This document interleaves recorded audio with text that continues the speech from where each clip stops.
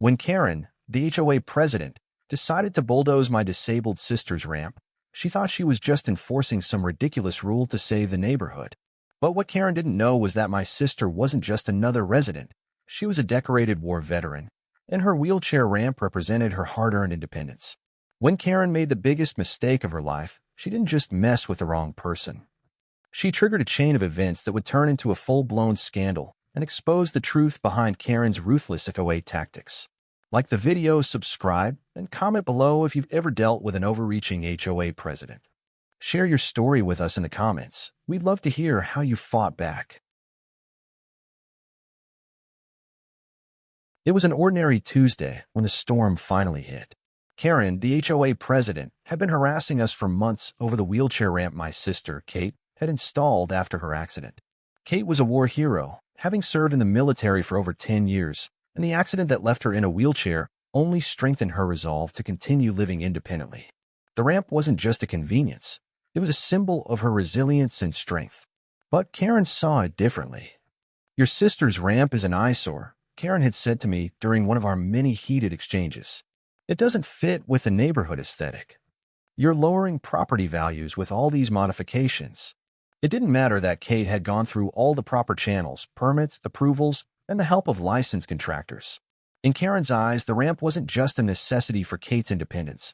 It was an unwelcome reminder that not everyone in the neighborhood adhered to her strict and outlandish rules. At first, I thought she was just being stubborn, maybe even a little petty, but this was Karen we were talking about. She didn't just throw small complaints at us, she threw around power. I'd heard rumors of her doing similar things to other residents, but I didn't think she'd ever go this far. The day it all changed started like any other. I was sitting on the porch, sipping my coffee, when I noticed something unusual. Karen was in our driveway. But she wasn't just standing there. She had a couple of men with her, wearing hard hats and carrying blueprints. I squinted, unsure of what I was seeing. What were they doing here? I muttered to myself. As I walked closer to get a better look, my stomach sank. One of the men was holding a clipboard, and the others were unloading construction equipment. It hit me like a ton of bricks. Karen was having our ramp torn down. I rushed inside, panic rising in my chest. I grabbed my phone and called Kate, but she didn't answer. Of course, she was at work, fighting to secure her latest project as a veterans advocate. Her job was demanding, and I knew she wouldn't be able to make it home in time to stop them. I had to do something. I quickly checked the documents we'd submitted for the ramp. Everything was in place, including the official permit from the city. We had every right to keep it. But I couldn't just let Karen bulldoze our lives without fighting back. I grabbed the security camera footage from the porch. Karen's voice was clear as day. "It's for the good of the community," she was saying. "This ramp isn't just an eyesore. It's a violation of the community's appearance standards. We need to get rid of it now, before it becomes a bigger problem." I was seething with anger now, but I knew I had to keep a cool head. If Karen was going to play dirty, then I would too.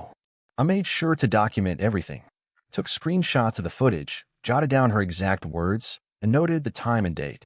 The whole neighborhood knew that Karen didn't care about rules. She just wanted things to look how she wanted them. I immediately reached out to the city council to report what was happening. They assured me that Karen had no legal right to take down our ramp without consulting us first. But that wasn't enough. I needed proof that Karen was abusing her position, and I wasn't about to let her get away with this. I raced down to the street, where I saw construction workers beginning to set up their equipment. It was like something out of a bad dream. Karen stood there, arms crossed, supervising. I walked up to her, trying to keep my voice steady. "Karen, you can't just take down my sister's ramp. We have the legal permits to have it here. I'm reporting this to the city." Karen glanced at me with utter contempt. "You don't understand, do you? I'm doing this for the greater good of the neighborhood. We don't need things like this standing out here." I wasn't about to back down. As Karen berated me, I pulled out my phone and started recording. This was the last straw. If she was going to make this personal, then I was going to expose her. But what happened next would change everything. As I continued recording Karen's words, I could feel my hands shaking. She had no right to be doing this. Everything she was doing felt like a violation of our privacy, our rights, and most of all, my sister's dignity. But I wasn't going to let her get away with it, Not this time. You've got no legal standing here, Karen, I said, my voice trembling with anger. You can't just bulldoze our ramp because you don't like it. It's not your decision to make. Karen sneered at me, completely dismissing my words. Oh, it's not just my decision. It's the HOA's decision. And we voted to take down anything that doesn't fit with the neighborhood standards. Your sister's ramp was the last straw. The words hit me like a slap to the face. Neighborhood standards? This was about control, about maintaining the illusion of perfection, about making sure everyone conformed to her standards, no matter what the cost. I could feel the weight of the situation bearing down on me, but I knew I had to remain calm. I couldn't let her know how badly she was getting under my skin. Instead, I kept the camera rolling and made sure I captured every word, every action. This wasn't just for me anymore. It was about making sure everyone knew the truth. I called Kate again, but once again, she didn't answer. At this point, I was getting frantic. If Karen had already started the process, we might not be able to stop it in time. I had to do something more and fast. I called local news outlets, explaining what was happening. I didn't care about making it a public issue. I care about stopping Karen from doing this. Maybe a little media attention would get the city council to take our side. After all, this was about more than just a ramp. It was about respecting the rights of people with disabilities, about giving my sister the space she needed to maintain her independence. It was about showing the HOA that it couldn't run roughshod over everyone's personal freedom. I didn't wait long. Within the hour, a reporter arrived at our house, along with a camera crew. They were ready to cover the story. Karen had no idea what she had just set in motion. As I turned to Karen, she looked a little less smug now. The news crew began setting up, and she started to squirm. "What is this?" she asked, trying to mask her anxiety. "You're making a big mistake." "I'm doing what needs to be done," I shot back. "What you're doing here is illegal, and you're about to have a whole lot of people questioning your authority." Karen glared at me, but there was no more bravado. She knew that this was no longer just about a ramp. This was about the way she had abused her power as HOA president, and she was starting to realize that the consequences would be far greater than she had ever imagined. Before we could go any further, the city council's lawyer showed up at our door. The look of shock on Karen's face was priceless. "Is there a problem here?" the lawyer asked, eyeing Karen as though she had already committed a crime. I could see Karen's entire demeanor collapse under the weight of official scrutiny. "Stop this now, Karen," the lawyer said firmly. "You don't have the right to remove that ramp. It was approved by the city, and unless you want to face serious legal repercussions, you need to get your contractors off the property." "No." Karen opened her mouth to argue, but no words came out. I could tell that she knew she had lost. The public shame of being exposed by the media and having the lawyer step in had completely deflated her. The construction workers, who had been standing idly by, began packing up their equipment, realizing that this whole thing was over. It wasn't just the end of Karen's power trip, it was the beginning of something bigger. The story went viral in our community, and the neighborhood started to rally together. People who had been afraid to stand up to Karen now saw that they had power too, and the whole HOA was forced to revisit its policies. The idea that they could just steamroll over individual rights was over. As for Karen, she was forced to resign from her position after an internal investigation was launched into her abuses of power. But the fight wasn't just about getting rid of her. It was about making sure that no one would ever take advantage of their position again. It was about making the neighborhood a place where everyone could feel safe and free to live as they wished. The story didn't just die down after Karen's resignation. No, this became bigger than any of us could have imagined. It wasn't just about a ramp. It became a symbol of the struggle for rights against a corrupt HOA. After Karen's forced resignation, the community turned its attention to the power dynamics that had existed under her rule. The neighbors who had previously been intimidated by Karen's harassment now felt empowered to speak out. They were no longer afraid of what the HOA would do to them. I started getting messages from other homeowners who had been dealing with Karen's abusive tactics. There were stories of unreasonable fines, harassment over minor details, and unsanctioned rule changes. The more I heard, the more I realized that this wasn't just Karen. It was an issue that had been allowed to fester for far too long. I teamed up with a couple of local advocates for homeowners' rights, and together, we organized a community meeting to discuss how we could restructure the HOA, ensure that power was no longer concentrated in the hands of a single person, and hold people like Karen accountable for their actions. We had to make sure nothing like this could ever happen again. The meeting was standing room only, and when I walked in, the room erupted in applause. People were thanking me for standing up to Karen, but I quickly reminded them that it wasn't just about me. It was about the entire community coming together to say enough is enough. The first item on the agenda was the HOA's bylaws. We went through them line by line, making sure that everything was fair and transparent. We included provisions that would prevent any one person from having too much power. No longer could a single HOA president make decisions that impacted everyone without proper community approval. We also put limits on fines and ensured that homeowners' rights were protected at all costs. It wasn't just about policy changes. It was about a shift in the entire culture of the neighborhood. People who had been fearful of speaking out were now engaging in discussions about how to improve the community for everyone. Homeowners started volunteering to serve on the new HOA board, making sure it was inclusive and representative of the entire neighborhood, not just a few loud voices. And the news coverage didn't stop either. Our story became a case study on how to take down corrupt HOA leaders. Articles were written, interviews were conducted, and Karen's actions were exposed for the world to see. It wasn't just a local story, it was a national scandal that sparked discussions about HOA reform in communities across the country. One of the most powerful moments came when Kate, my sister, spoke at a public event about what had happened. She didn't just talk about the ramp, she talked about how important it was for people to stand up for disability rights and how the community had rallied around the principle of fairness. Kate's speech was moving, and when it was over, the crowd gave her a standing ovation. She had been through so much, not just because of her disability, but because of the unnecessary barriers that people like Karen kept trying to put in her way. It was clear, this wasn't just about Karen and the ramp anymore. It was about a fundamental shift in how people in the neighborhood treated one another. As the days passed, I started seeing changes all around. The landscaping became more diverse and creative, as people felt comfortable expressing themselves without fear of harsh fines. Kids were playing outside, families were getting together, and the community felt more connected than it had in years. Even though Karen had been removed, her legacy of control was gone as well. In its place was a new era of cooperation, where the HOA truly served the needs of the people, not the whims of a single individual. But the most important change, we were no longer afraid. As the HOA board restructured and the neighborhood began to heal, I thought the worst was behind us. But that was before Karen made one final attempt to redeem herself. She couldn't accept being exposed. After her resignation, Karen spent weeks plotting a way to get back at the people who had forced her out. What I didn't expect was that she would sue the community, and me claiming defamation and alleging that the media coverage had damaged her reputation beyond repair. She filed a lawsuit against me personally, accusing me of orchestrating a campaign of lies and painting her as a villain. She was demanding not only financial compensation, but also a public apology. The lawsuit shook the community to its core. People couldn't believe Karen would go this far. But what they didn't know was that I had already prepared for this. The documentation I had kept, the recordings, the videos, the emails, and the letters, were more than enough to prove that Karen had acted outside the law.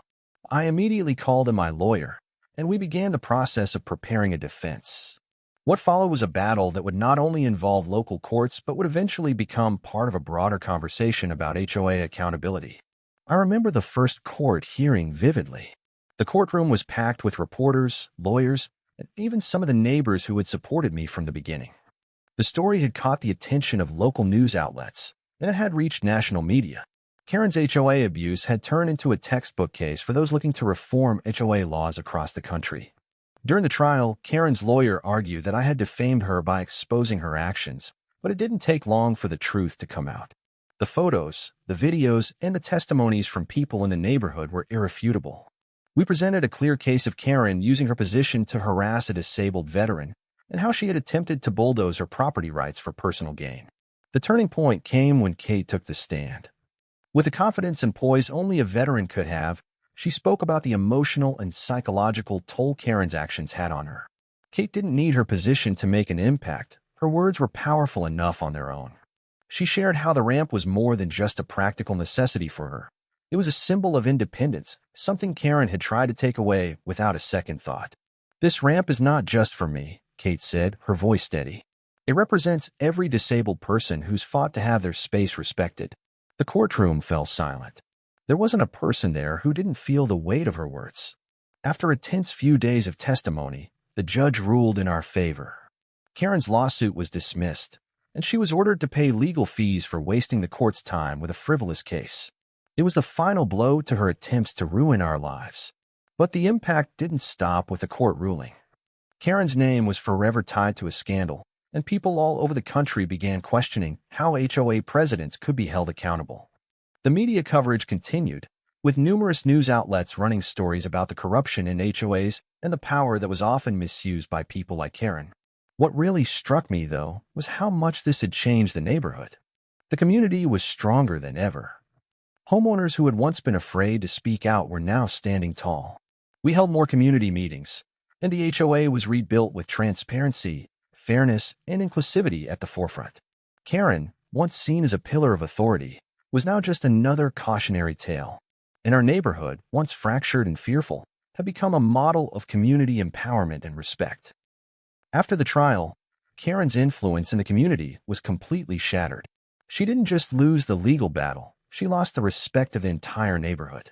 Her efforts to regain control were futile, and slowly, people began to move on. But something important had changed. We had all seen firsthand what could happen when one person was allowed to misuse their power. The neighborhood was no longer complacent. As for me, I wasn't about to let the victory go to waste. This wasn't just about winning against Karen, it was about creating real change. I worked closely with the new HOA board to ensure that accountability and transparency were woven into the fabric of the community's future. We began holding monthly meetings open to everyone, where neighbors could voice their concerns and discuss potential issues before they escalated. The old HOA system had been based on fear and control. The new system was about cooperation and mutual respect. We even implemented a conflict resolution system, ensuring that any disagreements could be handled with fairness and without the need for extreme measures. In the months following Karen's ousting, Kate and I kept our heads down, focusing on what really mattered, moving forward. The neighborhood started to flourish again. There was no more fear of the HOA overreach, and neighbors were even starting to form closer bonds, helping each other out with home repairs, offering advice, and organizing social events. But what struck me the most was the change in how people viewed themselves. They no longer saw themselves as helpless against the whims of an unaccountable HOA president. They were empowered, ready to stand up and take control of their community. One day, I received a letter from the city council. They thanked me for exposing the corruption within our HOA and informed me that local legislation was being drafted to limit the power of HOA presidents and ensure that no one would ever have to face the same abuses we had. It felt like a win not just for us, but for all the families out there living under the thumb of overzealous HOA leaders. The change had ripple effects beyond our neighborhood. People across the state were pushing for better governance in their own communities. Our story wasn't just about one victory. It was about sparking a larger movement toward more equitable, transparent communities. As for Karen, her reputation was permanently tainted. She tried to make a comeback in other neighborhoods, but her reputation preceded her, and it wasn't long before people began to see through her lies. She'd gone from being an HOA president to being just another cautionary tale, a lesson in the dangers of unchecked power and the importance of standing up to those who think they can control others. I stood at the window one evening, looking out over the neighborhood that had been through so much. The sun was setting, casting a peaceful glow over the houses, and I realized just how far we'd come. We had weathered the storm together, and now we were stronger than ever. We had fought back against one woman's power trip and had created a community where everyone had a voice, a place where no one was afraid to live how they wanted. We had taken on a corrupt system, and we had won. And as I watched Kate come home from another long day at work, I smiled.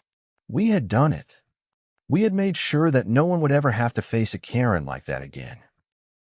And that's how we took down Karen, exposed her abuse of power, and turned our neighborhood into a place where everyone's rights were respected. What started as a battle over a wheelchair ramp turned into a community-wide revolution, proving that when you stand up for what's right, change is possible. Like, subscribe, and comment below if you've ever had to fight back against an overreaching HOA or a Karen in your life. Share your story. We'd love to hear how you stood up for your rights and made your voice heard. Thanks for watching, and remember, never back down when you know you're right. Stand tall, stand strong, and fight for your community.